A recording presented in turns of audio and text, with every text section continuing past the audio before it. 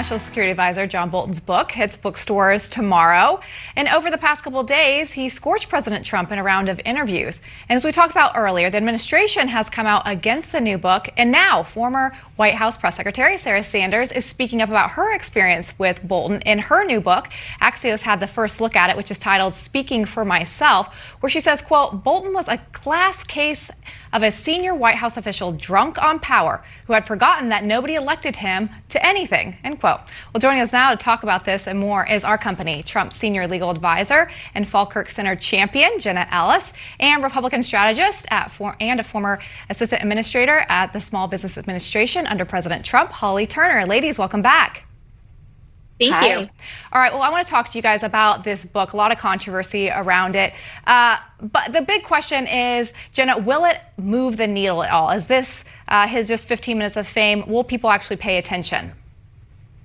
I think it's his 15 seconds of fame. I mean, I watched the whole interview last night, unfortunately, and it was just a sort of meandering, claim that had no basis in truth or fact. And it was interesting to me as an attorney watching this and seeing how different the evidentiary support was from what you would see in a court of law versus the court of public opinion.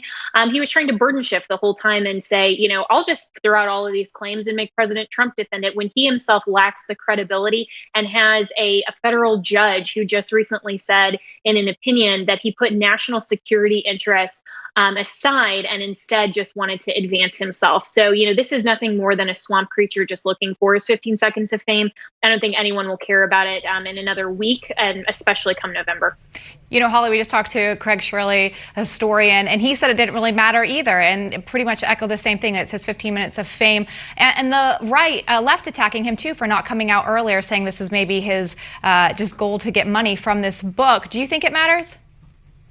Not in the long run. It won't matter. But I mean, maybe for Bolton's legacy is the only impact that this is going to have on him. And he's not going to have any friends at the end except for maybe George Conway. I mean, nobody on the left is going to embrace Bolton now all of a sudden, because if this was really a concern, to their point, why didn't he bring this up all along when he was in the Oval Office having those meetings? And of course, the right has always been a little bit leery of him having such a different foreign policy perspective than the president. So it's just sad. It's really sad.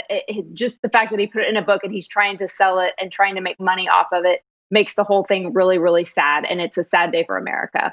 Yeah, Holly, I think you hit on a bunch of really good points there, because, I mean, he could have come out, if he is so disgusted by Trump and the policies, why did he stay 17 months? Why didn't he bring any of this up during the impeachment? And the answer is money, money, and money. He got $2 million advance, according to reports. I think there's no question about it. That's what he's doing. I also think you're absolutely right. The guy is on an island by himself, and I don't even know that George Conway would want to hang out with him right now, because he is. It shows that he will basically sell out anybody that he can to advance himself. And that really doesn't say a lot, not for only an employee, but as a friend. So I think that this is interesting. I totally agree that it's not going to move the needle, because no one's looking at this with if you like Trump, you're not going to vote against him now because of this. And if you're against him, it just buttresses it. But that's it.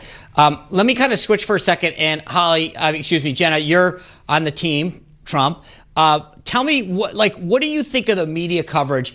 Is it overblown? Because the thing that I think is, and I brought this up with Dick Morris, if the focus hadn't been on the crowd, meaning if we hadn't been talking about tickets and all this, then we would be talking about what the president said in his message. And I just think that the whole coverage of this, because of the buildup of it, distracted from what he was wanting to talk about. Well, yeah. Well, of course, the mainstream media activists who aren't journalists are going to try to pivot, and they're going to try to distract from everything other than the clear contrast between President Trump and Joe Biden. President Trump made very clear, and I think the takeaway message from his wonderful speech in Tulsa was saying he is the president for Americans, for the Constitution, for law and order, for our freedoms. And Joe Biden is the party of defund the police, the Democrat cities that are literally on fire, the mayors that won't even step in when there's a 6-block autonomous zone. I mean, they're just in utter chaos. And so if you look at this contrast, Americans value freedom and opportunity that's President Trump, or if you want the total dismantling of America, then that's Joe Biden. And it's not even Joe Biden, to the point that Lee Zeldin made. If anyone's voting for Biden, we don't actually even have a president. I think that was such a great line. But also, speaking to the tickets and the crowd, I think it's ridiculous that the mainstream media is looking at the Trump campaign to somehow apologize for getting 15,000 people to show up. The United States Secret Service counted 12,000 people in the stadium. The next time that Joe Biden has even more than 12 people at one of his events, let me know, because that will be a red letter day for him. So I think it's absolutely insane that they're somehow trying to make it seem like this wasn't an exceptional turnout for the president. Yeah, I think it's interesting. I mean, that's, they're definitely touting on this point that it wasn't big, but I think, as we talked about, they didn't necessarily focus on the message. And as we had talked about earlier, they barely spent any time actually covering his speech, which is unfortunate after cutting down the rally so much.